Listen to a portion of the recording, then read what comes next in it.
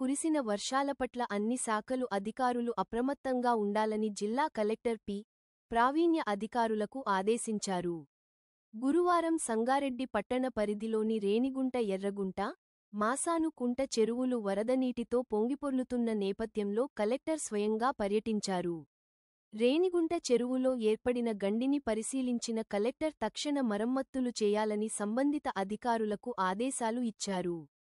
చెరువు కట్టలు తెగిపోకుండా చర్యలు తీసుకోవాలని, నీరు సవ్యంగా కిందికి పారేలా మార్గాలు కల్పించాలని సూచించారు.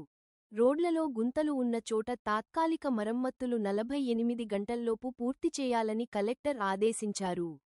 ఈ కార్యక్రమంలో ఆర్డీఓ రవీందర్ రెడ్డి, సంగారెడ్డి తహసీల్దార్ జయరాం, మునిసిపల్ కమిషనర్ శ్రీనివాస్ రెడ్డి, సంబంధిత శాఖల అధికారులు తదితరులు పాల్గొన్నారు.